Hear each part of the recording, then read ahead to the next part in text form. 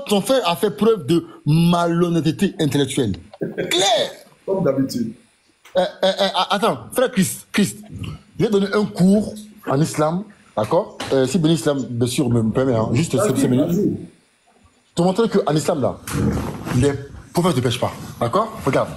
Oh non, faut pas dire ça, faut pas dire ça. Mais attends, mais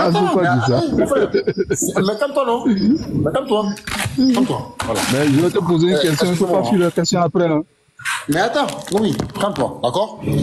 Je vais donner un non, cours je te dis, je vais te poser une question après. Non, faut pas fuir. Mute-toi, d'accord? Je finis mon cours, après tu parles. Ça prend juste 5 minutes, pas plus, hein? Pas plus. Voilà, pas plus. Bien, hein? Je mets ma caméra. Je prends juste 4 sourates. Je vais les lire un par un. Voilà. Je prends la sourate 15 versets. Il y a un bruit là, les gars, un bruit là. Verset 36. Voilà. D'accord? Écoute bien, hein? On va lire. C'est la discussion de Allah avec le diable lorsque le diable Allah l'a chassé du paradis. Et donc le diable dit, oh mon Seigneur, donne-moi donc un délai jusqu'au jour où les gens seront ressuscités. D'accord? Qu'est-ce que Allah lui dit? Allah lui dit, tu es de ceux à qui le délai a été accordé. D'accord? Ok, on continue. Il dit, jusqu'au jour de l'instant connu. Donc Allah dit ça au diable. Il dit, donc le diable dit à Allah, il dit, oh mon Seigneur, parce que tu m'as induit en erreur, eh bien je leur enjoliverai la vie sur terre et je les égalerai tous. Donc le diable dit qu'il va égaler tout le monde. En tout cas, il va essayer d'égaler tout le monde. Qu'est-ce que Allah dit? Et il dit, à l'exception parmi eux de tes serviteurs élus. Donc ici, le diable parle la promesse d'égaler tout le monde à l'exception des serviteurs élus. La même chose est dans la sourate 38, verset 83. On va aller ensemble, d'accord? Sourate 38, verset 82 à 83. Qu'est-ce que le diable dit? Il dit, par ta puissance, dit Satan, je les séduirai assurément tous. Tous. Et qu'est-ce que Allah répond? Il dit, sauf tes serviteurs élus parmi eux. Donc le diable aura le pouvoir d'égaler tout le monde, sauf les serviteurs élus de Dieu.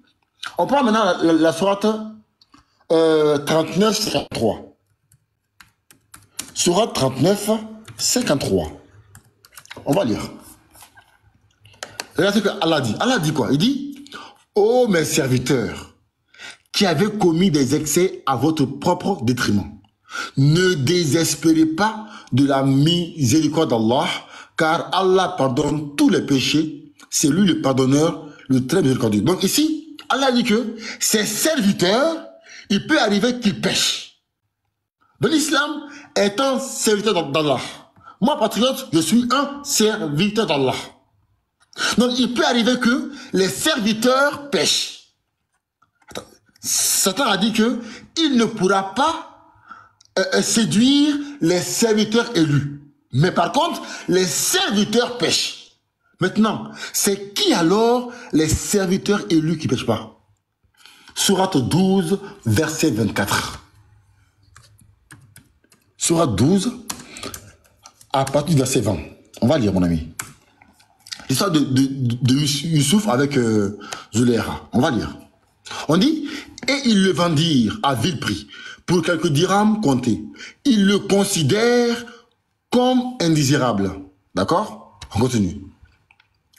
Et on dit, et celui qui l'acheta était de l'Égypte. Il dit à sa femme, accorde-lui une généreuse hospitalité, il se peut qu'il nous soit utile, ou que nous l'adoptions, comme notre enfant. Ainsi, nous avons raffermi Joseph dans le pays et nous lui avons appris l'interprétation des rêves. Et Allah est souverain en son commandement. Mais la plupart des gens ne savent pas. Ok? On continue. Et quand il eut atteint sa maturité, nous lui accordâmes sagesse et savoir. C'est ainsi que nous récompensons les bienfaisants. au 23, on dit, or, celle, donc Zuléra, qu'il avait reçue dans sa maison, essaya de le séduire. Et elle leur ferma bien les portes et dit, viens, je suis prête pour toi. Il dit qu'Allah me protège. C'est mon maître qui m'a accordé un bon asile. Vraiment, les injustes ne seront pas. Donc ici, Zuléra voulait faire pécher Youssef. Regardez ce qu'Allah va dire. Il dit quoi? Il dit, et elle le désira, et il l'aurait désiré, n'eût été ce qu'il vit comme preuve évidente de son Seigneur. Ainsi, nous avons agi pour écarter de lui le mal et la turpitude. Il était certes un de nos serviteurs élus.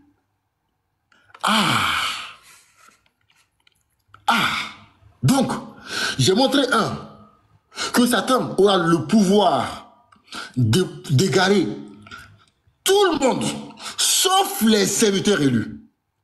J'ai montré que, Sourate 53, que les musulmans sont les serviteurs d'Allah, mais ils peuvent arriver qu'ils dévient.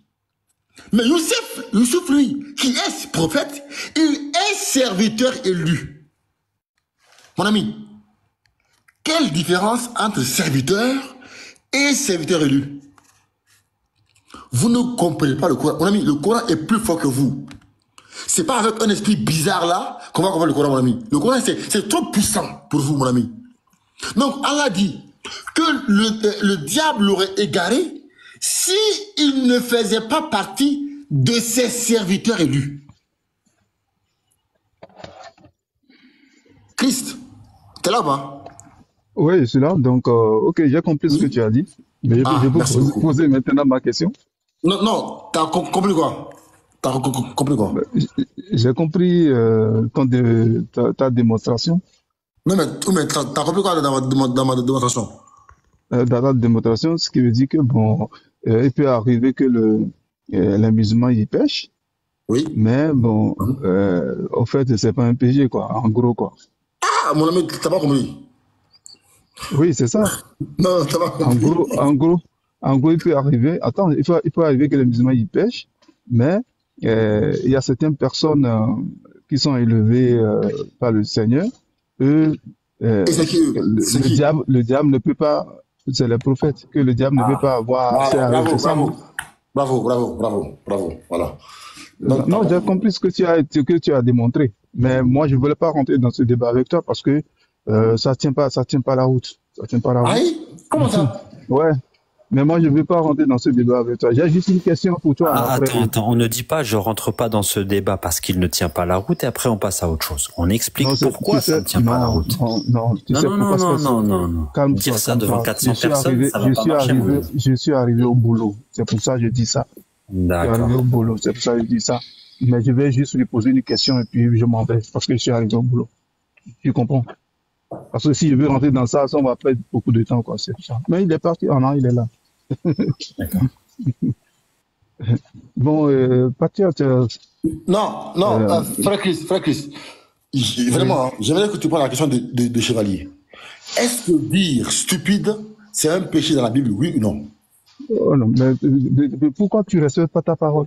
Non, mais vraiment, après pourquoi tu ne respectes pas ta parole? Attends, moi, j'ai horreur de ça. Est-ce que dire Non, j'ai horreur de ça. J'ai horreur de ça. Il a posé une question il y a 20 minutes. J'ai horreur de ça. Non, mais attends, j'ai horreur de ça. Attends.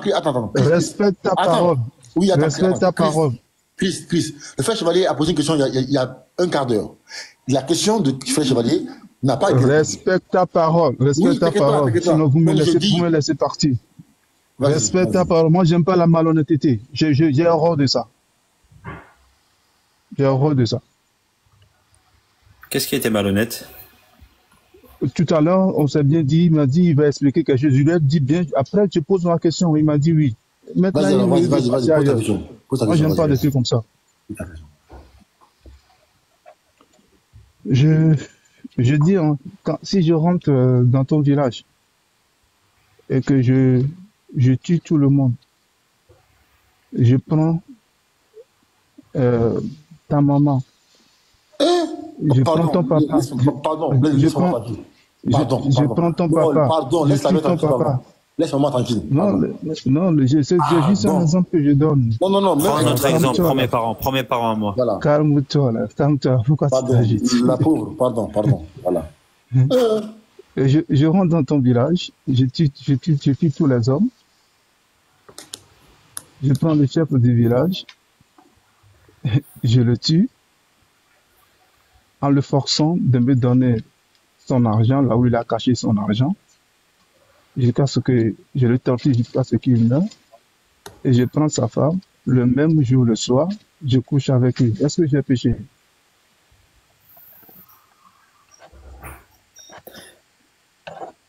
Mais, attends, ça c'est la question. Pourquoi il y a ce silence radio là? Non, mais j'ai pas compris. Pardon, j'étais en train de ta répondre. question. Moi, j'étais en train de répondre, j'allais se muter. Alors, je disais, si en posant ce acte, tu ne savais pas que le faisant était une désobéissance à Dieu et un péché, selon ta Bible qu'on a lue là, tu ne serais pas coupable de péché. On peut être malhonnête comme ça. Oui, elle est très bonne la réponse. Ouais, la réponse est claire. En fait, il rit de son ignorance. Bah oui, ce sont tes critères, pourquoi tu rigoles?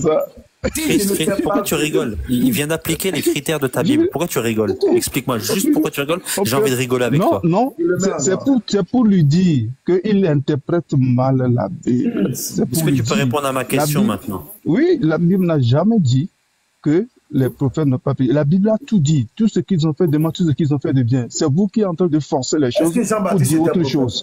Alors, regarde, Christ, je vais te dire un truc. Répondez d'abord à ma question. Oui, attends, je vais répondre. Attends, on va répondre avec moi. Christ, Répondez d'abord à ma question. Attends, doucement. Il y a une méthodologie appliquée quand on pose des questions. Dans quel paradigme on se situe?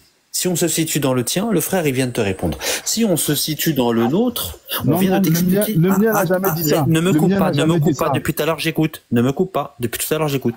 Donc, regarde. On va se placer dans notre paradigme. Et dans notre paradigme, on dit que les prophètes, ils sont marsoum. Ça veut dire qu'ils sont infaillibles dans leur pratique, dans leur obéissance à Allah. Tu vas prendre des sourates comme la sourate 37. Et à chaque fois, justement, Allah, il va réparer cet honneur des prophètes que vous avez sali. Allah, il va dire à chaque fois, voilà, lui, c'était un de nos serviteurs bienfaisants. Tu réponds pas à ma question. Je réponds à ta question. Non, tu fais la philosophie. Le péché, je réponds à ta question. Non, je réponds à ta question. Le péché, je réponds à ta question, pardon.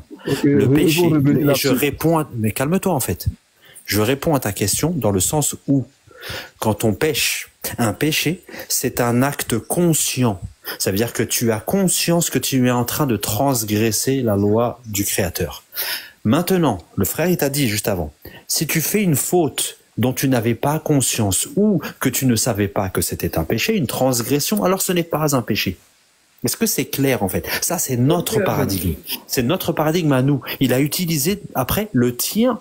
Selon ta Bible, c'est aussi le cas. Je vois pas où est le problème. Non, c'est pas le cas. Notre paradigme, depuis Moïse, toutes les lois sont dressées. Quand tu fais ça, c'est péché. Quand tu fais ça, c'est pas bien. D'accord. À quoi sert le Lévitique, s'il te plaît? Donc, on ne venue pas me dire que dans mon paradigme... Attends, Christopher. Je repose ma question. Je repose ma question. Attends. Calme-toi. Je repose ma question. On veut t'expliquer une chose. Voilà.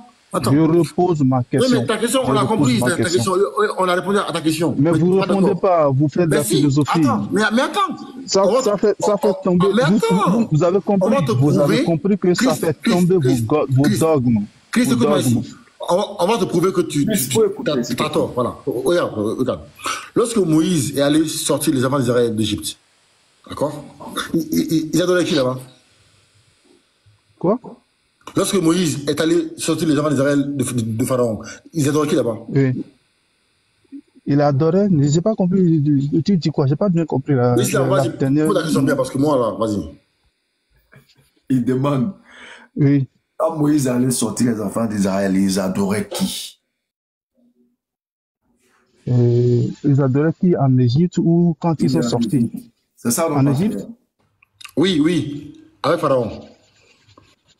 Mais bon, selon l'histoire, les enfants de l'Égypte, les Égyptiens adoraient beaucoup de divinités. Est-ce qu'ils péchaient? Est-ce qu'ils péchaient? Hein? Quoi? Est-ce qu'ils péchaient à ce moment-là? Oui, de par ce que la Bible nous va révéler, ils ont péché. Et péché contre quelle loi? Non, c'est par rapport comment on l'appelle, à la loi que Dieu a donnée après à Moïse. Non? Quelle loi? Non, en fait, toi, tu pêches par rapport à une loi qui est donnée après. Les gars, arrêtez ça! Je comprends même pas ce que tu voulais dire. Mon ami, tu as bien compris. Je dis. Non, j'ai pas compris ce que tu voulais dire. Explique bien. Bon, dans ce cas, alors, toi, je vais expliquer alors ma question. Vas-y. Je dis que les enfants d'Israël, lorsqu'ils étaient encore captivés par Pharaon, ils adoraient plusieurs divinités. Est-ce qu'à l'instant là, sachant que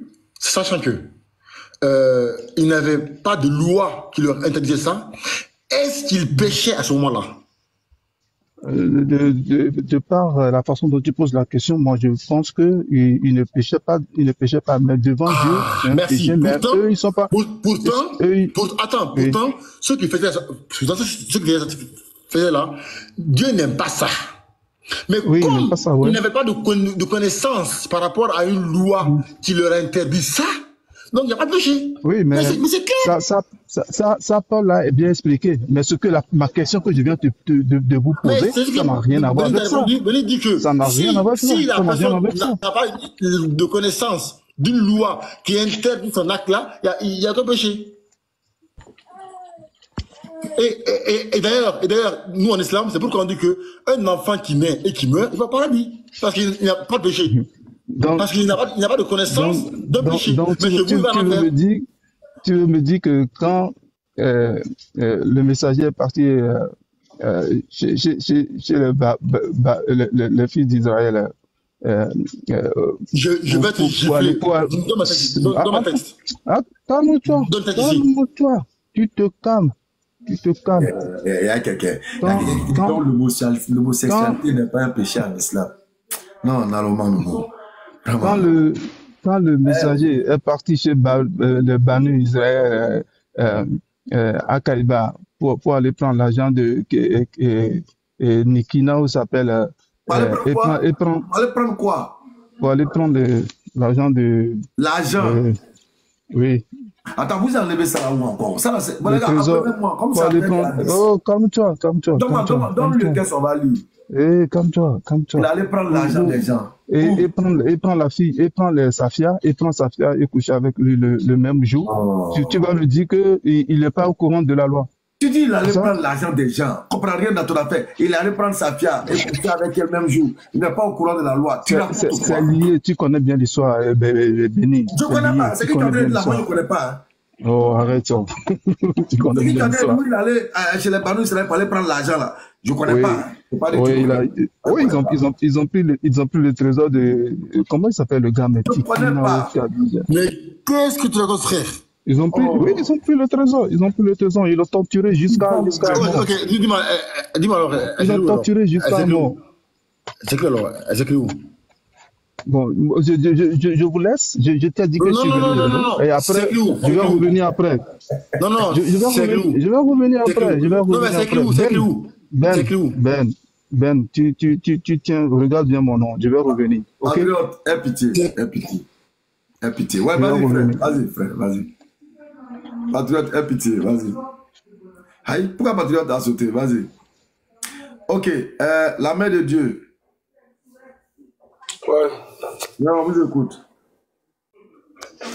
Ok. Patriote, tu as sauté là. Il n'a rien compris, tu as sauté. Vas-y. Franchement, ma présence va le faire sauter. Comme il y a longtemps, vous m'avez laissé dans les commentaires. Maintenant, vous m'avez fait monter. C'est pas grave, merci beaucoup. Bon, je vous ai écouté assez longtemps. Depuis le thème où vous étiez dans le verset de Jean 12. Et Jean 15, verset, et pas quoi là, 22. Vous étiez en train de parler que Jésus a dit s'il n'était pas venu. C'est sur ce thème-là que je vous ai pris en marche. Et après ça, vous avez dit beaucoup de faussetés. Voilà. Donc, j'aimerais que vous rectifiez encore, bien vous essayez de mettre un thème pour qu'on puisse aller là-dessus, puisqu'il y a longtemps, vous êtes allé encore plus loin, vous êtes allé dans beaucoup de thèmes. Voilà, j'aimerais que soit, si la possibilité qu'on revienne sur le thème des gens 15, ou bien si on continue sur le thème où vous êtes actuellement là. On est toujours sur le thème du péché. Nous sommes toujours sur le thème du péché. Est-ce qu'un prophète pêche? Ok. Bien sûr qu'un prophète, un prophète peut pécher puisque c'est un homme. Comme nous le dit dans le livre de l'apôtre Paul, car tous ont péché, dans le livre de Romains, car tous ont péché, sont privés de la gloire de Dieu. Est-ce que Jésus donc quand ce verset nous dit car tous ont péché. Ok. Est-ce que Jésus est un prophète? Bien sûr que Jésus-Christ a joué le rôle d'un prophète. Est-ce qu'en tant que prophète? Bien sûr que Jésus-Christ a joué le rôle d'un prophète. Ok. En tant que prophète, être humain, est-ce qu'il a péché? Pas péché. Est-ce que tous les hommes pêchent? Jésus n'a pas péché. Oui, j'ai compris. Est-ce que tous les hommes pêchent? Bien sûr que tous les hommes pêchent. Est-ce que tous les prophètes pêchent? Bien sûr que tous les hommes pêchent. Est-ce que Jésus est prophète? Jésus a joué le rôle de prophète. En jouant le rôle de prophète là, est-ce qu'il a péché? Il n'a pas péché. Donc ça veut dire qu'au moins, un prophète peut ne pas pécher. Bien sûr. Peut pécher et puis pêche, c'est deux choses différentes. En 30 secondes. En 30 secondes. Tu as dit une chose et son contraire en même temps. Non. C'est le savoir défaut qu'il y a là. On a l'impression que vous faites exprès. On a l'impression que vous faites exprès ou bien vous aimez jouer avec l'esprit. Je me pose une question. Est-ce que le prophète... Attends, laisse-moi d'abord. Attends d'abord. On va gagner du temps. Tu dis que non, en 30 secondes, il y a dit une chose et son contraire. Quand tu dis, attends d'abord, il vient d'abord. Quand tu dis un prophète peut pécher et un prophète ne pêche pas, c'est deux choses différentes. D'accord. Quand tu dis quelqu'un peut pécher, la vie de la personne peut pécher, mais la personne n'a pas péché. On va gagner. Mais quand tu dis la personne ne pêche pas, ça veut dire que la personne ne peut pas pécher. Donc ça, c'est du français. On va gagner du temps. Voilà. Matthieu chapitre 5, verset 22.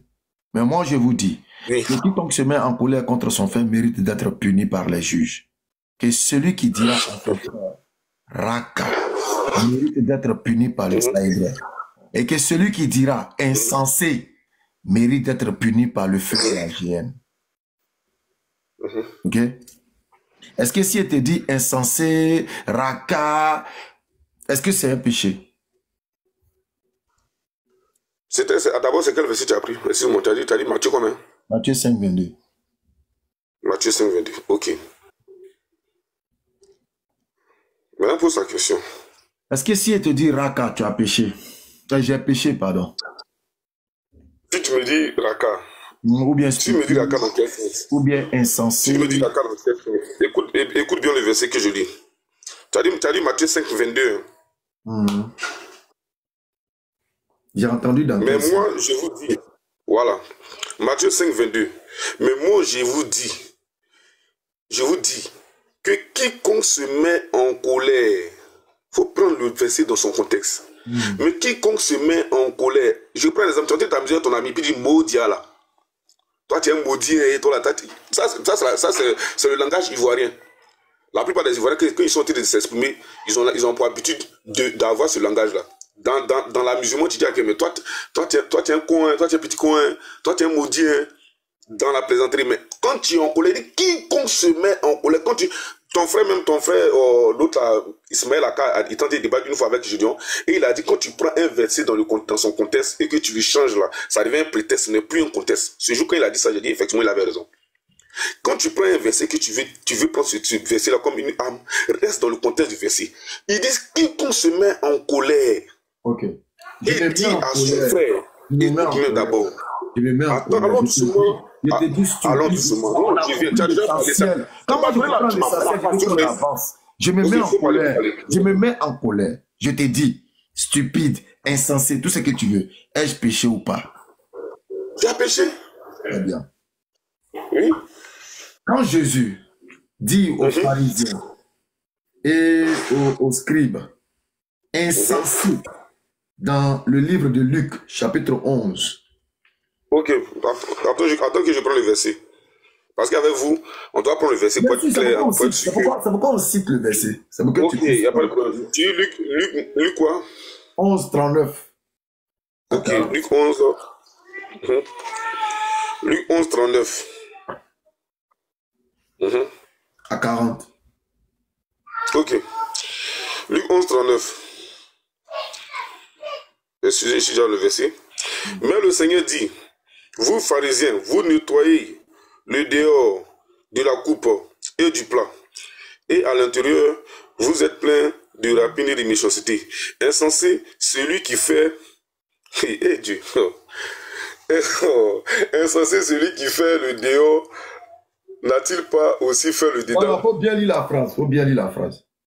Ok. Elle dit, mais le Seigneur lui dit, vous, pharisiens, vous nettoyez le dehors de la coupe et du plat. Et à l'intérieur, vous êtes plein de rapines et de méchanceté. Ouais. Insensé, point d'exclamation, c'est lui qui a fait le dehors, n'a-t-il pas fait aussi le dedans? Question. Le insensé ici, est-ce que c'est dans le style Modia des Ivoiriens ou bien c'est un insensé au sens propre du terme? Ici, c'est... Il s'amusait ou bien il était sérieux? Laisse-moi, je te réponds. Il s'amusait ou bien il était sérieux? Tu réponds. Quand tu poses une question, tu t'éteins et tu écoutes. Vas-y, mais si tu vois que tu je repose, je répète ma question pour que tu la cernes bien. Parce que souvent vous avez de la sourdité. Je répète. Est-ce qu'il faisait ça en Modia? Il plaisantait ou bien il était sérieux? Ok. D'abord, pour que tu sois plus calme et serein, lorsqu'on va tenter d'échanger là. Ah non, écoute ce qu'il veut dire. Quand je vais tenter de te répondre là, ne me mélange pas avec les autres parce que nous tous... Il y a 2 minutes. Oui. Il est 48. Il y a 2 minutes, il est 48. Ça va même pas arriver là-bas même. Ça va pas arriver là-bas.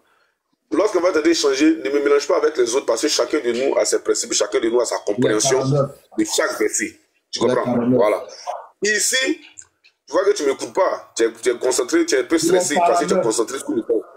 Non, là c'est mon temps. Si tu veux, il faut dire les 50. Il y a 2 minutes. Ici, il est en train de les reprendre. Et puis, regarde bien le verset, comme un insensé, point d'exclamation. Insensé, celui qui n'a pas fait, il est en train de les reprendre. Comme lorsque Jean disait, Jean-Paul disait, race des vipères, il n'est pas en train de les insulter. Il n'était pas en train de les insulter. Tu viens toi-même relire, puisque vous êtes allé loin à l'école, vous dites que vous êtes très intelligent, mais souvent l'intelligence n'a pas sa place dans la parole de Dieu. Dans la parole de Dieu, on a besoin de la sagesse. C'est vrai qu'on a besoin d'intelligence, mais aussi de sagesse. Relis bien le verset. Je me demande si c'est dans le temps, si c'est dans le thème de Modia ivoirien. Mais le thème de Modia ivoirien que je t'ai dit, ça n'a rien à voir avec ce verset-là. Toi-même, relis le verset et explique-moi. Jésus a insulté qui? Il te reste 1 minute. Montre-moi ce verset. Il te reste 1 minute. J'ai fini. Moi, j'ai fini. Okay. Je dis, il n'est pas en train de les insulter, il est en train de les reprendre. Ok, merci. Moi, j'ai fini. Moi, mon temps, il faut prendre le reste de mon temps. Merci, merci. Alors, vous voyez, vous allez tous constater ici que ceux-là, ils sont dangereux pour eux-mêmes et pour ceux qui les suivent. On a pris Matthieu 5, 22. Tu as dit non, dans le sens de Modia, si c'est un amusement. Mais quand tu es en colère, alors je te retourne ta question. Quand Jésus traite les pharisiens ici d'insensés, c'est dans quel contexte? Il plaisantait ou bien il était sérieux? Démute-toi, c'est ce qu'il veut entendre. Est-ce qu'il plaisantait comme Modia, frère sans Modia, ou bien il était sérieux? Ok.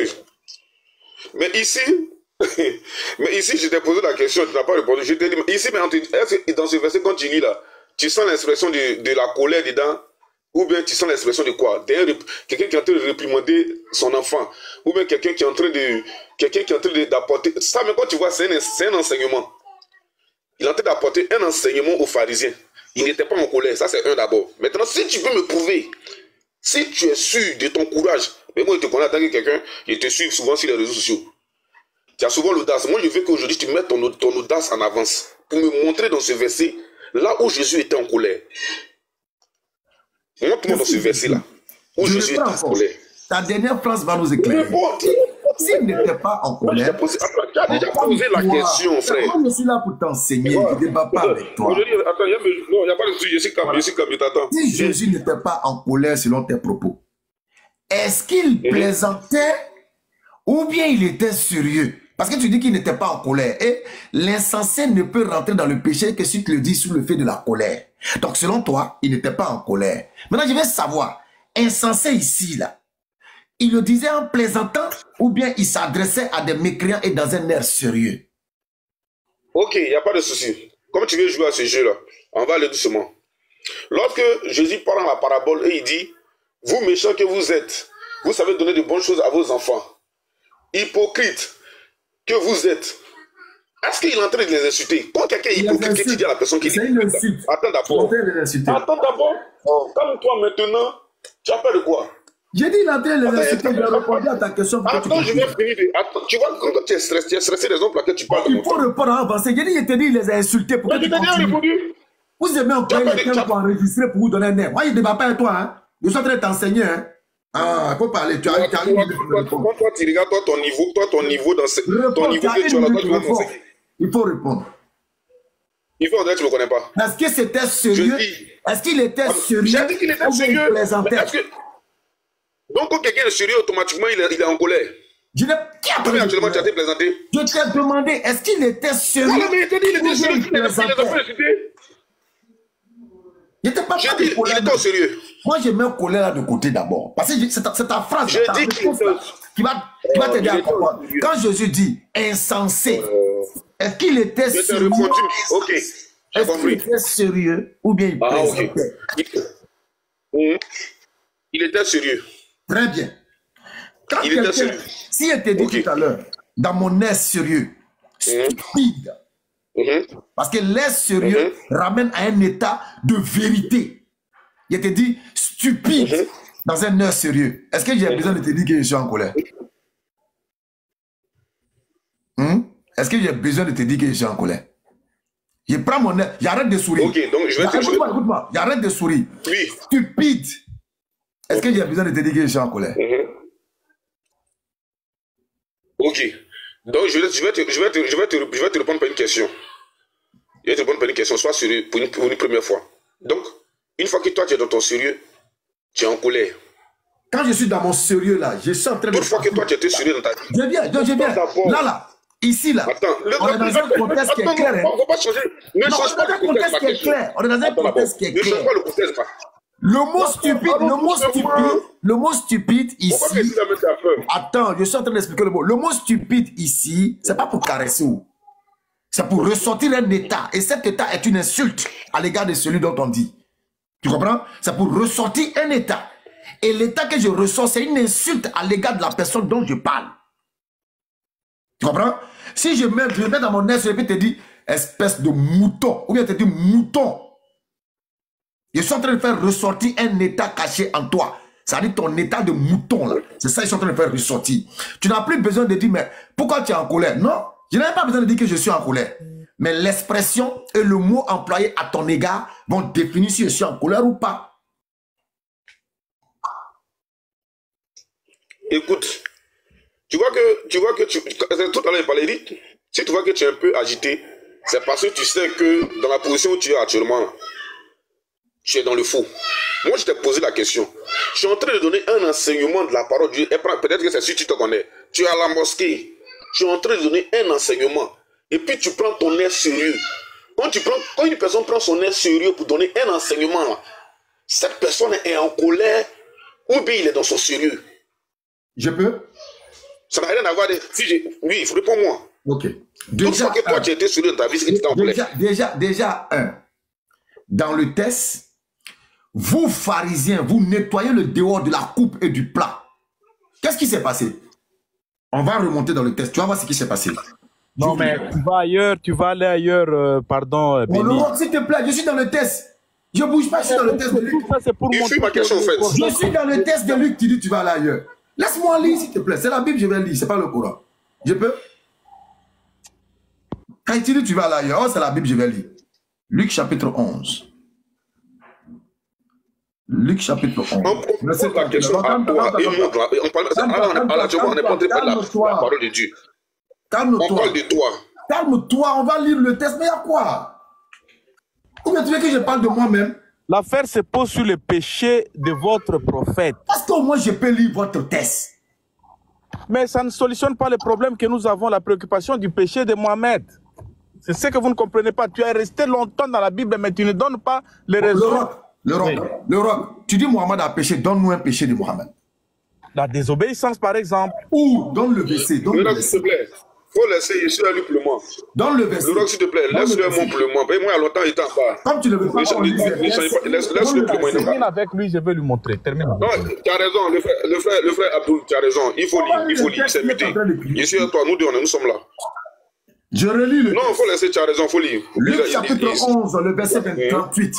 Le pharisien vit avec étonnement qu'il ne s'était pas lavé avant le repas. Mais le Seigneur lui dit, vous pharisiens, vous nettoyez le dehors de la coupe et du plat. Et à l'intérieur, vous êtes plein de rapines et de méchanceté. Insensé. Celui qui a fait le dehors n'a-t-il pas fait aussi le dedans? Ici, là-haut. Il est en train de lui dire que tu es intelligent, ou bien il est en train de le traiter d'ignorant, de stupide, c'est-à-dire de quelqu'un qui est ignorant. Est-ce qu'il est en train de le traiter d'ignorant ou pas? Et quand je te dis maintenant dans ma colère insensée, si je te dis dans ma colère insensée, je te traite de quoi? Ignorant ou pas? Je reformule la question que tu n'as pas compris. Moi, je réponds. Dans ma colère, j'ai dit insensé. Moi, j'ai déjà compris ta question. Donc, tu vois que... Non, vas-y. Oui, j'ai compris. J'ai déjà compris ta question. Je vais faire... Non, vas-y. Ok. Moi, quand je pose ma question, je vais te répondre et puis je vais reposer ma question encore. Tu me demandes que si toi, tu te mets dans la position de ta colère, mais tu as déjà dit que tu es en colère. Quelqu'un qui est en colère et qui est en train de m'insulter. Tu es en train de m'insulter. Je prends un exemple. Je suis méchant. Moi, je suis quelqu'un de méchant. Un exemple. Je ne suis pas gentil. Je n'aime pas partager. Tu te mets en colère et puis tu me dis, tu es méchant. Tu ne m'as pas insulté. Tu m'as dit ce que je suis. Malgré que tu es dans ta colère. Maintenant, pour répondre à ta question, tu me demandes si toi, tu te mets dans ta position de la colère. Mais tu as déjà précisé que si tu te mets dans ta position de colère, tu es en train de m'insulter, tu m'as insulté. Mais dans ce verset-là, tu as laissé une partie de mon exemple. Tu as laissé une partie de mon exemple. Tu as pris la première partie. Maintenant, je ne suis pas en colère. Et puis, je suis en train de te parler, je dis stupide. Ou bien, je te dis insensé. C'est quoi? Mais bien sûr, si tu n'es pas dans ta colère, que tu es en train de me donner l'enseignement, et que tu dis insensé, celui qui a fait tant, et puis tu continues à développer selon ce que tu es en train de m'enseigner, c'est pas une injure. Alors que tu dis que toi-même tu es de nature. Ce n'est pas une injure. Attends. Tu dis que tu es de nature une personne peut-être insensée. Parce que je prends le cas de méchant. Tu dis que tu es de nature personne insensée. Mais quand je me mets en colère et puis je te dis méchant, tu dis que je t'ai insulté. Non, je viens. Quand je me mets en colère, je te dis méchant, tu dis que je t'ai insulté. Oui. Mais quand je ne me mets pas en colère et que je te dis méchant, tu trouves que je ne t'ai pas insulté. Est-ce que tu trouves le paradoxe? Ok. D'accord. Je vais prendre un exemple très simple. Un exemple très simple. Tu es une personne méchante. Tu es en train de je parle de toi. Hein. Je viens, je ne vais pas dire que tu es une personne méchante. Il faut que tu changes. C'est pas ce que j'ai dit. Ça, c'est pas. Si je vais te donner des conseils, il va te dire non, tu es une personne méchante, c'est vrai, mais il faut chercher à changer. Ça, c'est un conseil. Mais si je te dis méchant, Dieu, il te nourrit. Pourquoi tu ne nourris pas les autres? Ça, là, c'est pas un conseil. Islam. Oui, papa. Demande-lui, Oustad, demande-lui. Je ne suis pas en colère. Hein. Et je dis au Saint-Esprit, insensé. Est-ce que ça, là, c'est injure ou pas? C'est péché. Il n'a pas dit ce qu'il a dit. Il a dit pas en colère, hein? C'est pas en colère. Je parle au Saint-Esprit. Je dis insensé. Est-ce que ça, là, c'est un péché? Tu as vu, toi, tu peux voir le Saint-Esprit pour lui dire ça. Non, je dis... Tu vois que ta question... la question n'a pas sa place même. Ça a une très bonne place. La question... Attends. Non, attends d'abord. Non, c'est pas intelligent. C'est pas intelligent. Abdul, comme toi d'abord, lui, ton frère patriote là, moi je connais son caractère. Je sais que c'est quelqu'un. Je ne sais pas si c'est une grande personne ou bien c'est un jeune comme moi. Mais c'est quelqu'un qui est. Il est très. Voilà, il est très distrait. Moi, il le croit beaucoup dans beaucoup de la musulmans. Attends, très quoi? Et c'est le même caractère. C'est le même caractère. Très quoi? Il prend, il dit, je te croise la plupart du temps dans plusieurs lives musulmans chrétiens. Toi et moi, on a déjà plusieurs fois échangé. Et ça finit toujours dans les embrouilles. Tu vois que la question que tu poses, tu vois qu'il est descendu. La question qu'il pose n'a même pas sa place. Si, ça a sa place. La question, je la reprends. Il n'a pas posé de raison. Moi, je reprends cette question. Il est descendu pour aller. J'ajoute la question à mon développement. Je la reprends. Si quelqu'un, il n'est pas en colère et puis il dit, oh, le Saint-Esprit est insensé. Est-ce que c'est une insulte ou pas? Mais tu déplaces le problème. Tu dis que la personne n'est pas en colère. Et puis, il s'assoit là, comme ça, il est assis sur l'un. Ça veut dire que le Saint-Esprit est en train de causer. Il dit du Saint-Esprit que le Saint-Esprit est attends, je pose une question. Tu vois que tu es... Écoute-moi maintenant, champion. Laisse-moi te répondre. Tu vois que tu es plus excité, tu es plus embrouillé lorsque c'est de mon temps de parole. Quand toi tu parles, je m'étais. Donc je vais parler sur ce sujet. Tu as déjà posé la question. Tu as déjà posé ta question. Saint-Esprit, j'ai dit posé ta question. Insensé. Non, laisse-moi te répondre. Est-ce que c'est une injure ou pas? Vas-y. Maintenant, laisse-moi te répondre. Laisse-moi te répondre. Vas-y, tu as une minute. Je suis en train de causer avec une personne. Pour pouvoir dire que quelqu'un est insensé là, pour pouvoir dire insensé à quelqu'un là, tu dois voir le comportement de la personne. Tu dois voir ou bien la réaction de la personne. Tu dois être en train d'échanger avec une personne pour pouvoir savoir ou bien pouvoir déterminer ou pour pouvoir conclure après avoir analysé ses faits et gestes ou bien sa mentalité, sa compréhension sur un fait donné. Tu vas dire cette personne-là est insensée. Mais le Saint-Esprit que tu ne vois pas, qui est un esprit, tu ne peux pas t'asseoir là si tu n'es pas possédé. T'asseoir là et dis le Saint-Esprit est insensé. C'est la raison pour laquelle j'ai dit que toi, souvent, quand tu débats, tu poses des questions pour les places. J'ai dit le frère patriote, j'ai plusieurs fois échangé avec lui. Mais pour ne pas le manquer de respect, c'est pas si c'est une bonne personne. Mais souvent, il pose des questions.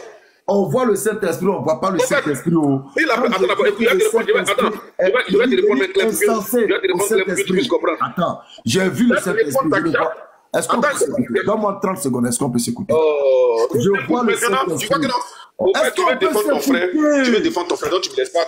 Je me laisse pas terminer. 30 secondes, je vais clarifier la question. On va s'écouter, papa. Non, mais pendant que je suis en train de parler, Béni, c'est ton live. Est-ce que tu peux être un peu calme? Tu lui laisses, c'est ton live. Tu as tout le temps. Tu lui laisses. Je lui dis, donne-moi 30 secondes. Comme ça, on va se comprendre. Donne-moi 30 secondes. Je vais clarifier la question. Mais c'est moi qui ai la parole. Avant que tu ne parles là, tu dois me demander la parole. Tu vas clarifier quelle question encore? Tu m'as déjà posé la question. Je suis en train de développement. Tu viens m'interrompre pour venir clarifier. Tu vois que tu fais exprès. Tu as ajouté un nouvel élément en disant qu'on ne voit pas. Donc maintenant, je te ramène encore là. J'accepte et puis je mets dedans. Que je vois le Saint-Esprit ou pas, je dis qu'il est insensé. Est-ce une injure ou pas? Je le vois où? Je le vois pas où? Parce que Dieu, on ne le voit pas. Mais si tu insultes Dieu, c'est un péché ou bien c'est pas un péché? C'est une insulte ou bien c'est pas une insulte? Voilà la question. C'est toi qui as ajouté un nouvel élément, donc je récupère l'élément. Je mets encore dans mon exemple. Donc je reprends. Je vois où? Je vois pas où? J'ai dit du Saint-Esprit insensé. Je ne suis pas en colère. Injure ou pas? Péché ou pas? Vas-y. Démute-toi et puis tu parles. Tu as vu que quand tu parlais là? Laisse les détails. Je t'ai pas interrompu. Je peux t'arrêter quand je veux. Je peux t'arrêter quand je veux pour rappeler des choses. Laisse-moi m'exprimer. Laisse-moi m'exprimer. Laisse-moi m'exprimer. Tu as vu que quand tu posais ta question, je t'ai pas interrompu. Même demain, si tu parles encore, c'est mon live. Je vais être en train de parler là. Je peux t'interrompre pour te recadrer. Je vais être en train de parler là. Ramener à ça ou ça. Tu vois que tu es en colère. Tu vois que tu es en colère. Est-ce que tu peux répondre? Tu vois que tu es en colère. Parce que vraiment. Je vais te répondre. Arrête de t'embrouiller. Tu joues à ce jeu là. Il n'y a pas de souci.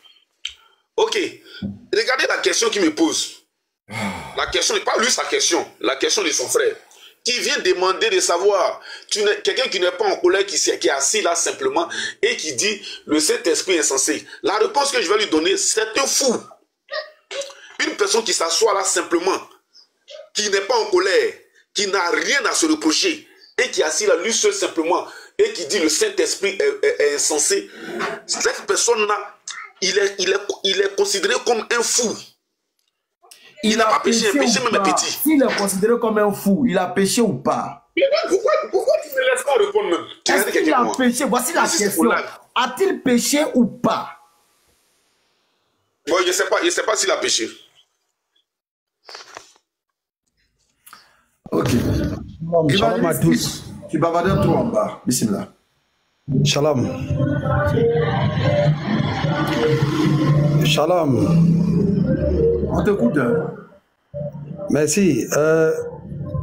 J'ai envoyé un verset coranique en bas qui prouve qu'Allah même il insulte les gens. Il dit que vous avez fait comment avec ça? Surat 25, verset 44, Allah insulte les gens là-bas, on fait comment? Surat 25, 44, Allah insulte les gens. Est-ce que tu peux nous lire ça? J'ai dit, vous mettez l'intelligence là où?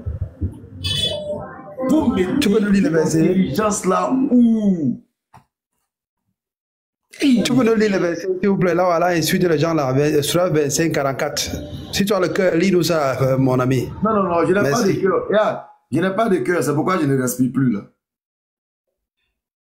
Donc, c'est à cause de ça que tu bavardais en bas là-bas. Au suivant. Non, c'est pas croyable. On te dit on est dans un thème, tu viens. Allah, il insulte les gens. C'est quoi? Mais lis le verset, non, mon ami. Non, je n'ai pas de cœur. Ok, merci. C'est bon. Maintenant, toi, il faut lire, tu vas nous expliquer. Parce que moi, je n'ai pas de cœur. Non, il faut lire, pardon. Frère, qui peut nous lire le verset là ici? Frère chrétien, vous avez le deuxième téléphone là-bas? Toi, lire, tu vas nous expliquer. Quel frère a un deuxième téléphone là-bas? Surat 25, 44. Frère chrétien va lire pour nous. Mon deuxième téléphone, ça prend quelques minutes pour que j'active. Il y a le frère chrétien là-bas, lis-nous le verset. Dommage, moi je ne peux pas m'arrêter là. Parce que je suis déjà au volant, je ne peux pas lire. Hein. Je suis désolé. Okay. Bon, il faut comprendre que les musulmans, ils sont dans la défense, mais pourtant que c'est clair que les péchés du prophète sont clairs et exposés. Mais ils cherchent toujours à enjoliver un peu cette chose. Non, c'est bon, vous c'est péché. Je peux te le lire. Allô, bonjour. Je peux te le lire. Frère, merci, hein. C'est le quoi, le 44? Surat 25, 44, oui, lis. Hein? Allah insulte les gens là-bas. Ok, voilà. Ils ont tout pris de flouer le péché de leur prophète. Attends, c'est 25 tu dis, hein? Surat 25, 44, oui. Alors, ce que moi j'ai ici... Il y a plusieurs versets qui parlent du péché, Mohamed. Si vous voulez le lire après. Attends, est-ce que c'est celui-là? Ou bien penses-tu que la plupart d'entre eux entendent ou comprennent? Ils ne sont en vérité comparables qu'à des bestiaux. Ou plutôt, ils sont plus égarés encore du sentier. Allah appelle les gens bestiaux. Parce que nous, on ne comprend pas. Il va nous appeler les bestiaux. Hein? Pourquoi votre Dieu nous insulte? Pourquoi il insulte les non-musulmans? Par exemple. Yeah, évangélique, prenez live là. Prenez. Faut te démuter. Faut te démuter. Démute-toi. Je te donne mon live. Faut prendre. Est-ce que tu me dis pourquoi ton Dieu insulte les gens là-bas? Tu ne sais plus faire de différence entre une comparaison pour t'amener à comprendre quelque chose et puis une insulte. Là, faut prendre live. Je te mets en grand. Non, il a dit qu'ils sont les bestiaux, non? Ouais, pardon. Ton Dieu a dit d'insulter les gens, mon frère. Faut prendre live. Comme comparaison, dans un enseignement aussi, quand Jésus-Christ, il dit, vous êtes insensés. D'accord? Vous ne comprenez pas les Écritures. C'est pas une comparaison. La comparaison ici, on a utilisé, il a pris les animaux pour comparer aux hommes qui refusent de comprendre avec la raison. Et les animaux n'ayant pas la raison et la réflexion, il va comparer ceux qui refusent d'accepter le message, il va les comparer aux animaux. Ils ne sont en vérité, ils ne sont, regarde ça ici. Allons-y. J'aime pas les gens qui refusent de réfléchir. Ouais, Fidèle, comme toi tu as lu là, apparemment toi tu dois être plus fort. Vas-y. Faut nous expliquer le verset qu'il t'a donné là. Ah, d'expliquer le verset qu'il a donné. Oui. Non, moi non, c'est pas ça. En fait, c'est pas sur ça que je voulais intervenir parce que moi je voulais intervenir sur le fait que le verset qu'il a lu, il dit Allah il insulte. Je relis le verset, toi tu vas nous expliquer. Moi je vais lire ça pour toi. Je lis le verset, toi tu vas nous expliquer. Sourate 25, verset 44. Estimes-tu que la plupart des gens entendent ou comprennent? En vérité, leur niveau ne dépasse pas celui des bestioles. Ou plutôt, ils sont plus égarés encore. C'est-à-dire, ils sont plus égarés encore. Vas-y, explique-nous. Est-ce que c'est une injure? Est-ce que c'est une comparaison pour établir un peu leur refus? C'est quoi? Faut nous expliquer. En tout cas, moi, ce que moi je comprends, c'est que il ramène ces personnes-là au niveau des bestiaux en disant que ils sont sans intelligence, ils n'ont pas le discernement, ils sont sans sagesse. Puisque l'animal... Est-ce que c'est une comparaison ou bien une insulte? Est-ce que c'est une comparaison, c'est une insulte? Ben écoute, ça dépend dans quelle position on se positionne, parce que moi, si quelqu'un me compare à un animal, je dirais qu'il m'insulte. Ah ouais, ben oui. Si on me dit, comme dit le Christ là, tu es raca, tu es fou, c'est une insulte. Frère Fidèle, donc si quand tu compares à un animal, donc c'est une injure. Quand je dis que tu es un brebis, c'est quoi? Mais non, c'est pas dans ce sens-là qu'il faut le comprendre.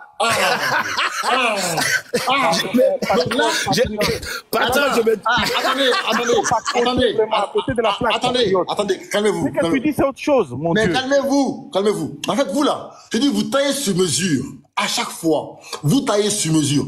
Je dis que tout à l'heure, tu es un brebis. Ça là, c'est pas un injure. Ça là, c'est un compliment. Non, c'est pas patriote, c'est pas brebis. Tu t'es trompé de mot. Je suis dit que c'est un mouton. Dites-nous seulement que le prophète n'a pas péché, c'est tout ce qu'on attend. Vous tournez. Je dis, aucun prophète n'a péché. Aucun prophète ne pêche. Qui est clair sur le Coran, l'adultère du prophète, vous ne voulez pas toucher. Montre-nous le verset, aucun prophète n'a péché. Donne-nous le verset coranique. Mais pourquoi il a caché qu'il aimait la femme d'Ésaïe? Pourquoi il a caché ça dans son cœur? Déjà, quand tu convoites et que tu commences à aimer quelqu'un, la femme de quelqu'un... Attends. Quand tu commences à aimer la femme de quelqu'un... C'est clou, ça. Patriote, ça pourrait embrouiller que les gens ne comprennent je pas. dis, attends. Le roc. La femme d'Ésaïe. Le roc. Tu connais au moins l'histoire. Oui, le roc, je dis, c'est écrit où? Mais attends, je dis, c'est écrit où? Est-ce que c'était sa femme? Attends. Je dis, c'est écrit où? Tu as dit quelque chose, on te demande c'est écrit où? Voilà, voici, je dis, c'est écrit où? Qu'il cachait à son cœur. Voilà, non, attends, je dis, c'est écrit où? Qu'il cachait à son cœur qu'il aimait la femme. C'est écrit où ça? Vas-y. C'est écrit où? Menteur là, c'est écrit où? Arrêtez ça! C'est écrit où ça? Tu vas me lire la sourate 33-37. Faut lire et dis-moi où c'est écrit que qu'il cachait à son cœur. Voilà, quand on te donne maintenant la source, tu commences maintenant à chercher à bugger. Faut lire où c'est écrit qu'il cachait à son cœur. Attends. Oui. Attends, Béni. Je dis, il a dit qu'il cachait en son cœur. Attends. Il a dit en son cœur qu'il aimait la femme. Il l'aimait. Voilà, ça là, c'est écrit où? Mais lis la sourate, tu vas comprendre. Tu veux embrouiller tous les musulmans pour qu'ils reviennent le contexte dans lequel Allah est en train de parler à son prophète. Ce que tu cachais dans ton cœur là, c'est quoi? Dis-moi, qu'est-ce qu'il cachait dans son cœur? La sourate, Seigneur. Non, tu ne poses pas de questions. Tu as filmé. Dis-nous où c'est écrit que c'est l'amour. Mais qu'est-ce qu'il cachait dans son cœur, bon sang? Non, tu as affirmé. Tu as dit que c'est l'amour, non? C'est écrit où? Puisqu'il aimait la femme de quelqu'un? Non, mais c'est écrit où? C'est écrit où ça? C'est écrit où?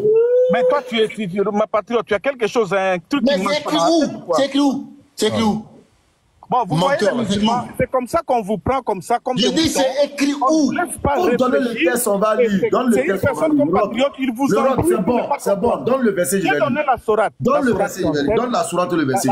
La sourate 33, où Allah, lui-même... Non, laisse le commentaire. Bon, moi, je descends parce que... Sourate 33, verset combien? Pas possible. Sourate 33.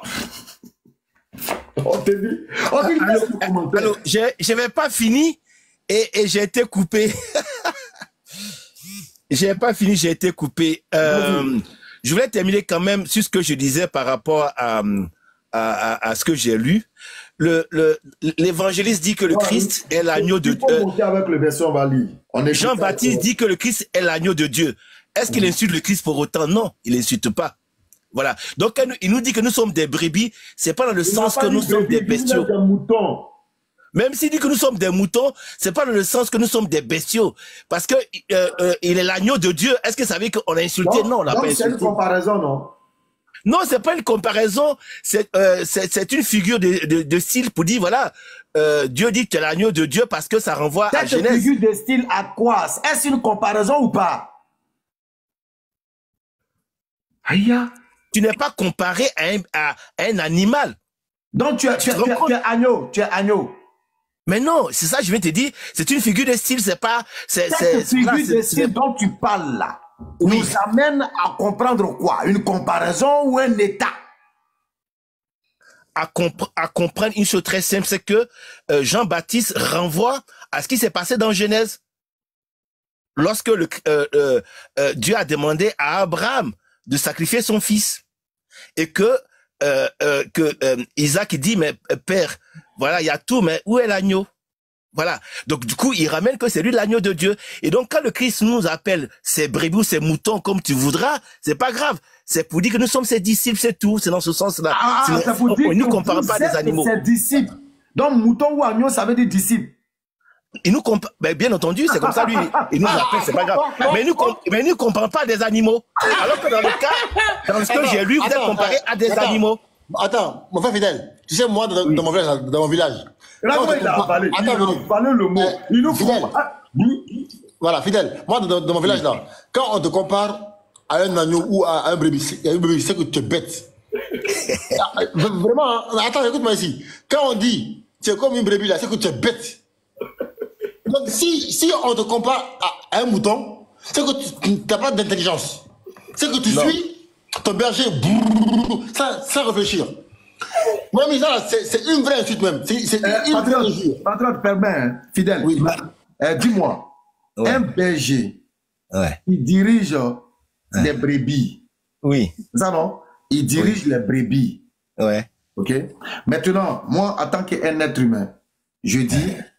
Je suis le berger et vous êtes mes brebis. Ouais. Est-ce une comparaison ou pas? C'est pas dans la comparaison dans le sens que vous êtes des animaux, non. C'est dans le sens que je suis le pasteur et vous me suivez, c'est tout. Parce que lorsque le Christ... Attends, quand patriote, excusez-moi, quand le Christ dit que je suis... Mon père, moi je suis la vigne, vous êtes les sarments, mon père le vigneron. Est-ce que le Christ est une vigne? Non, c'est une figure de style, c'est tout. Mais moi, c'est pas sur ça que je voulais intervenir. Parce que Ben Islam dit merci, bienvenue en France. Hein. Je vis en France, donc j'ai vu que tu discutais avec lui. Tu vis pas en France. Qui, moi? Oui. Avec ta voix là, il n'y a pas assez de lait dans ta voix. Patriote, attends. Mais non, attends, Ben Islam. Quand je dis que je vis en France, je vis en France. Je te mens pas. Mon ami, il n'y a pas assez de lait dans ta voix. Ben Islam, attends, Ben Islam, tu as dit que le 16, vous serez à Bagnolet. Est-ce que c'est faux? De 13h à 21h, c'est faux? Je répète, tu n'es pas en France. Pourquoi? Parce que ouais. Moi, je ne peux pas être en France. Ouais. Et puis venir dire ces genres de choses. Et puis toi, tu bavardes comme ça, tu es en France. Mais oui. Tu ne viens pas échanger avec moi. Ah oui? Tu as fui la France. Tu n'es plus en France. Mais non, bon, c'est pas grave. En tout cas, sache que je sais que vous serez à Bagnolet. D'accord. Donc, si je dis, ouais, Bagnolet, à côté de Bagnolet, il y a Montreuil. Tu as fui la France. Je n'ai pas fui la France. Bon, voici ma question. Puisqu'on parle des péchés de Mohammed. Fidèle, je te réponds plus. Rendez-vous le 16. On parle des péchés de Mohammed. Fidèle, rendez-vous le 16. Non, je ne viendrai pas. Je suis au travail. Je suis au travail. Ah, bah d'accord. Je suis au travail. Si tu es réellement en France, en plus, j'ai des réunions en plus. Alors, moi, je voulais dire, puisqu'on parle des péchés de Mohammed, alors je prends la sourate 48, verset 2, et je le lis. Afin qu'Allah te pardonne tes péchés, passés et futurs, qu'il parachève sur toi son bienfait et te guide sur une voie droite. Ça, c'est, si on prend le Coran, c'est Allah qui pardonne tes péchés passés et futurs. Okay. Ça veut dire que Allah confirme que Mohammed a péché. Okay. Voilà, c'est lui qui le dit. C'est pas quelqu'un qui le dit. Je vais pas le prendre parce que tout à l'heure tu posais la question au frère si c'est un péché de Mohammed. Mais là c'est Allah qui dit tes péchés passés et futurs. Okay. Voilà. Et nulle part dans la Bible tu verras qu'on dira que le Christ a péché. Ça n'existe pas. Okay. Et la précision que je voulais vous apporter, c'est que c'est vrai que le Christ est prophète dans son incarnation, mais il est fils de Dieu, il est Dieu. Donc du coup, lorsqu'il parle aux pharisiens, il leur parle comme le créateur. C'est pas la même chose. On n'est pas dans la même posture, en fait. Donc, lorsqu'il les traite d'insensés, il dit qu'il est venu rassembler ces brebis-là, ces enfants-là, ce peuple-là qu'il a créé. Donc, c'est pas la même chose. Vous pouvez pas faire cette comparaison, c'est vous tromper. Avant même que je t'explique le verset coranique, je vais d'abord te lire un texte. Alors, je comprends maintenant que vous avez le courage de monter sur les lives, mais vous n'avez pas le courage de venir m'affronter physiquement. Parce que je constate qu'il y a plein de personnes ici en France qui montent sur le live pour venir piailler. Mais ils n'osent pas dire que je suis là, viens, on va échanger d'une façon classique. Ils n'osent pas. Voilà, ils ont travail, ils ont réunion, mais ils sont quand même sur le live. Il n'y a pas de souci, on a tous compris. Je vais te lire un texte. Mais il faut bien écouter, parce que ce que je vais te dire là, c'est indéboulonnable. Luc chapitre 11, à partir du verset 1er. Jésus priait un jour en un certain lieu. Lorsqu'il eut achevé de prier, bien sûr, un de ses disciples lui dit, « Seigneur, enseigne-nous à prier, comme Jean l'a fait, comme Jean l'a enseigné à ses disciples. » Jésus, leur dit, quand vous priez, dites, notre Père, Jean chapitre 17, verset 20. Non, pardon, Jean chapitre 20, verset 17. Attends, je lis ça rapidement et puis je reviens. Jean 20, 17.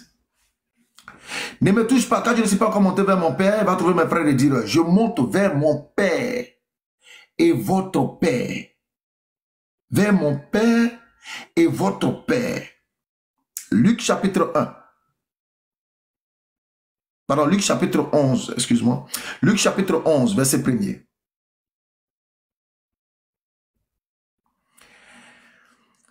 Il leur dit, quand vous priez, dites, Père, que ton nom soit sanctifié, que ton règne vienne. Donne-nous chaque jour notre pain quotidien. Pardonne-nous nos péchés, car nous aussi nous pardonnons à quiconque nous offense. Et ne nous induis pas en tentation. Question. Est-ce que c'est comme ça Jésus priait? Et puis il a enseigné à ses disciples. Fidèle. Est-ce que c'est comme ça Jésus priait et puis il a enseigné à ses disciples? Est-ce que c'est comme ça que le Christ priait? Une chose est certaine, parce que on va prendre par le Jean 20 que tu as pris. Effectivement, par rapport à Jean 20, il dit le Père. Et pourquoi le Père? D'abord, je précise une chose, je suis catholique d'abord. Est-ce que c'est comme ça Jésus-Christ, il priait? Alors, si c'est ta question, ben, personne ne le sait si le Christ priait ainsi, parce que ça, c'est ce qu'il a appris aux apôtres. Je reprends. C'est vrai que... Je reprends le texte. Mais je le teste en face de moi. Je reprends. Jésus priait un jour en un certain lieu. Oui. Lorsqu'il eut achevé, les disciples vont venir, c'est-à-dire ils l'ont vu prier. Alors ils viennent leur dire, faut nous enseigner à prier, Jean t'a vu prier, faut nous enseigner. Donc Jésus ne dira pas ce qu'il lui prononçait. Il a dit autre chose, c'est ça? On peut comprendre ça comme ça, effectivement, oui. Attends, on peut comprendre ça comme ça. Ok. Mais Jean chapitre 13. Jean chapitre 13. Jean chapitre 13. Ouais, suis-moi. Juste parce qu'il y a un mot péché. C'est grave, hein? Jean chapitre 13, à partir du verset, voilà, à partir du verset... attends, hein, je vais... Voilà. Vous êtes méchant même. C'est trop méchant. Voilà. Jean chapitre 13, à partir du verset 15. Car je vous ai donné un exemple, afin que vous fassiez comme je vous ai fait. Est-ce que Jésus, il était le modèle pour ses disciples, ou bien il leur donnait des choses que lui-même, il ne faisait pas? Je peux répondre? Alors, tu vois, il faut lire le 14. Lui, le 15-14. Oui, j'aurais lu le 14. Je vais remonter même au 13. Vous m'appelez, écoute-moi bien, vous m'appelez maître et seigneur, vous faites bien. Ah, je le suis. 14. Si donc, je vous ai lavé les pieds, moi, le seigneur et maître, vous devez aussi vous laver les pieds, les uns les autres. Car je vous ai donné un exemple. Où est le problème? J'ai lu le 14. Est-ce que Jésus enseignait son exemple à ses disciples ou bien lui il fait autre chose, ses disciples font autre chose? D'abord, le Christ est le modèle parfait. Il est le modèle parfait en ce sens qu'il nous apprend que lui, en tant que c'est notre Dieu qui s'est incarné, il est venu comme serviteur.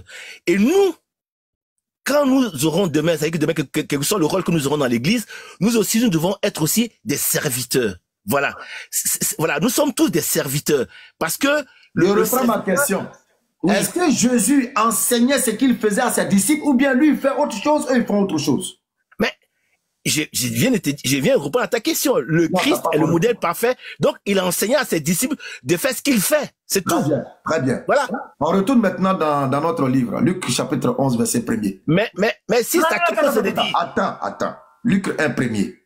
Il leur enseigne à prier. Est-ce que c'est comme ça lui-même il priait? Mais non, il priait pas comme ça. Il priait comment? Ben, on ne sait pas. Puisque c'est le Père et le Fils. Personne ne sait ce qui se passe entre deux.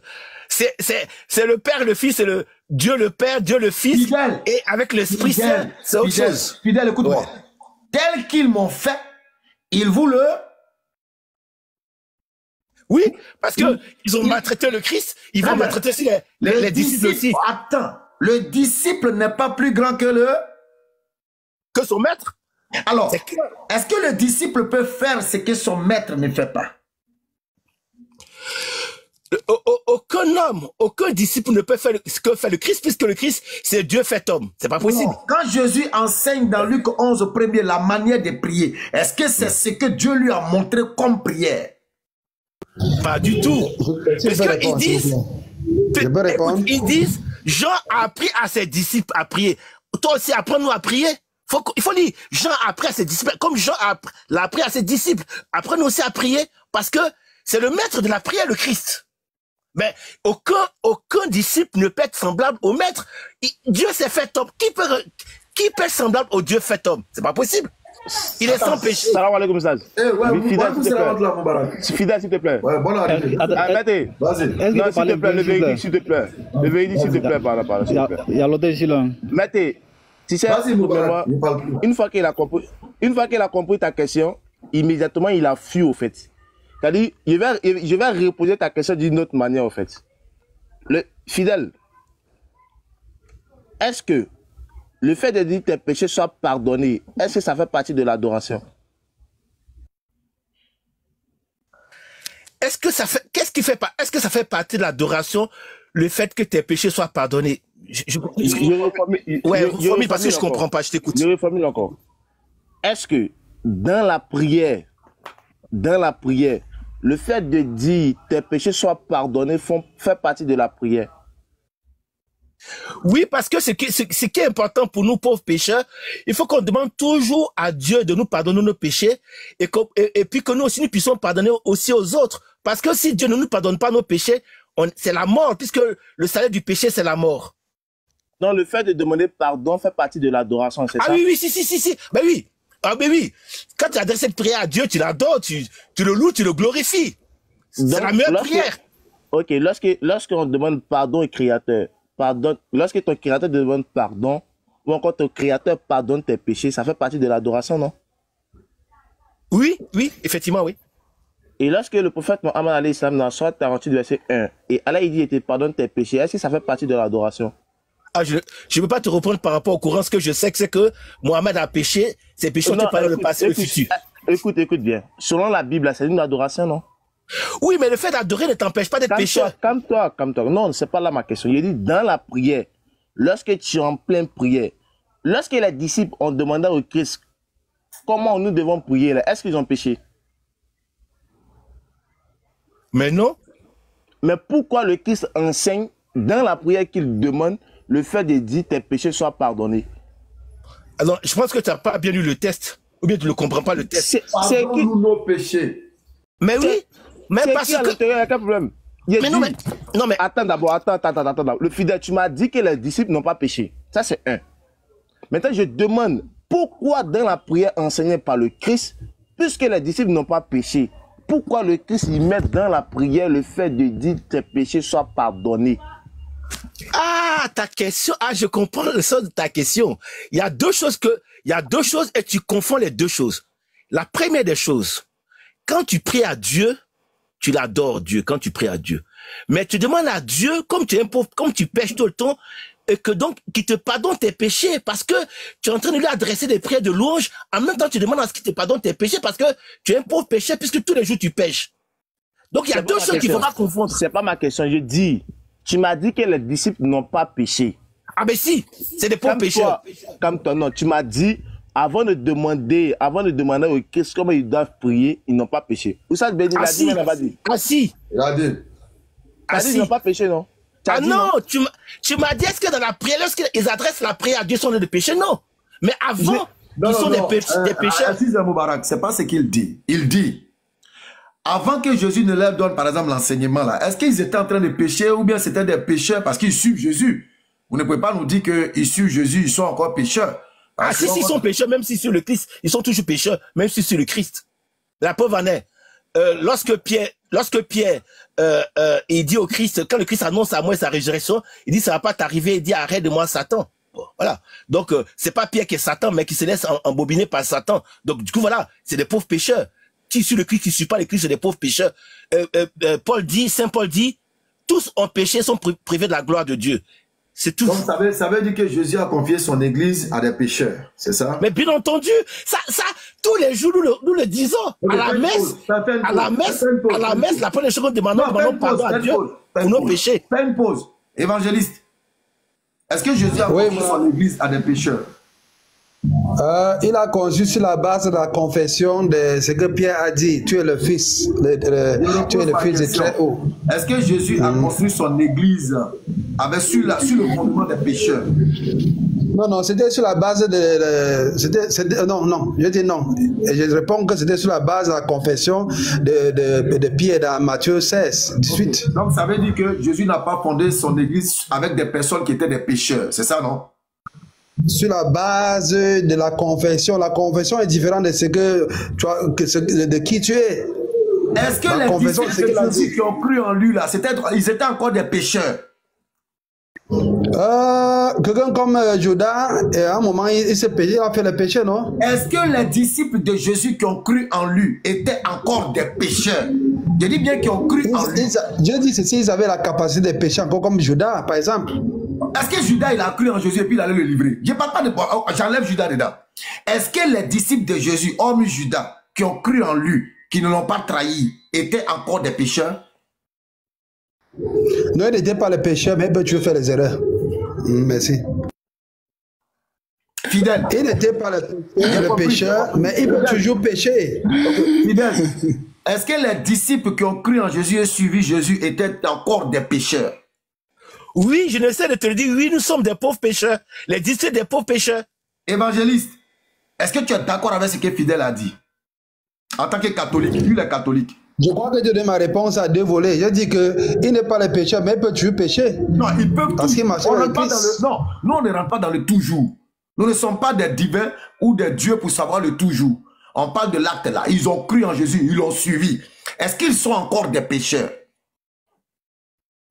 Mon frère te dit, le travail de la sanctification, c'est progressivement jour et jour. Hein. Quand Jésus-Christ a dit que vous allez me laisser, ils ont dit non. Mais après, ils ont laissé Jésus-Christ, non?